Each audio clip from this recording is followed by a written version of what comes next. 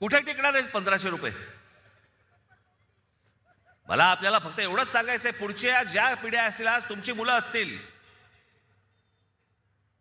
आज अनेक या महाराष्ट्रामधले अनेक उमेदवार आहेत किंवा अनेक लोक आहेत, त्यांची मुलं काय विचार करतील? काय आमच्या भवितव्याकडे आमच्याकडे कोणी बघितलं नाही का? आमचा बाप विकला गेला,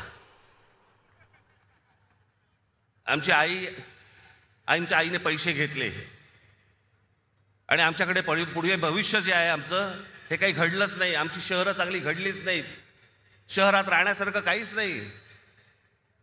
आज अनेक मुलं इथे, अनेक मुली, तरुण तरुणी आहेत, महाराष्ट्रामध्ये आहेत, देशामध्ये आहेत. का परदेशी जातात हो? कशासाठी परदेशी जात आहेत? शिक्षण तर इथेही मिळू शकतं, कदाचित नोकरीही इथे मिळू शकते, पण जात आहेत कशासाठी? सभोवतालचं वातावरण सगळं बकाल, रस्त्याला चांगले फुटपाथ नाहीत, ट्रॅफिक वाढलाय, रहदारी सगळीकडे, कशाला काही आटोक्यातच नाहीये काही गोष्टी. अशा लोकांच्या हातामध्ये तुम्ही शहरं देणार आहात? मला खरंच 2017 साली मला इतकं वाईट वाटलं की अरे म्हटलं, एवढ्या सगळी माणसं मी त्यावेळेला आणली, आनंद महिंद्रापासून, रतन टाटांपासून, सगळे अंबानींपासून सगळी लोक इथे मी आणली, जी कधी कुठच्या शहरामध्ये गेली नाही ती ह्या सगळ्या शहरामध्ये आणली. एवढे सगळे प्रकल्प, एवढ्या सगळ्या गोष्टी उभ्या केल्या आणि उभ्या केल्यानंतर पाहायला काय मला मिळालं? पराभव. आणि ज्या लोकांनी काहीच नाही केलं गेल्या 5 वर्षामध्ये, त्यांच्या भूलथापांना बळी पडलात.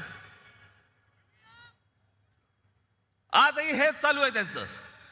पैसे वाटायचे, बाकीच्या सगळ्या गोष्टी करायच्या, बोगस वोटिंग करायचं, घराघरात जाऊन पैसे वाटायचे. आज पैसे घ्यालो, किती दिवस टिकणार तुमच्याकडे? किती दिवस राहणार आहेत? पण तेवढ्याशा एका किमतीसाठी आपण अख्खं शहर दावडीला बांधतो आहोत, आपल्या चिल्ल्या पिल्ल्यांचं भवितव्य आपण दावडीला बांधतो आहोत, याचाही आपल्याला विसर पडला. कशासाठी निवडणुका लढवायच्या? मग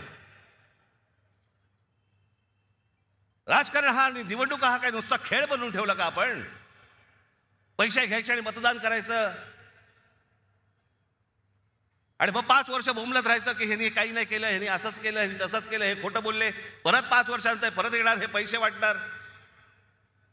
हाच खेळ खेळायचा असेल तर खेळा बाबा. तुम्ही,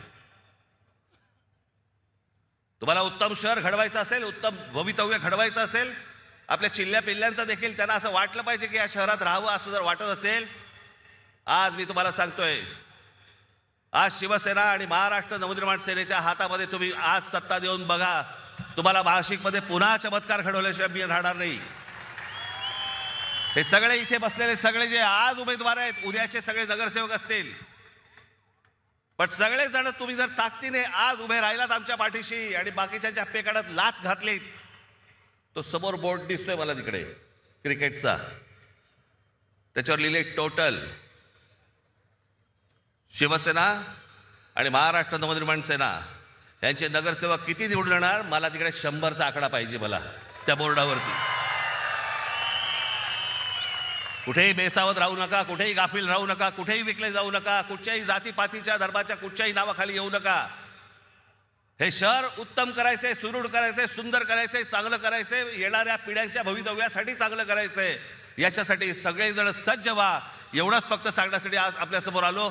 आपण सगळेजण इतक्या मोठ्या संख्येने इकडे आलात, आपण त्याबद्दल मी तुमचा सगळ्यांचा मी आभारी आहे. धन्यवाद. जय हिंद, जय महाराष्ट्र.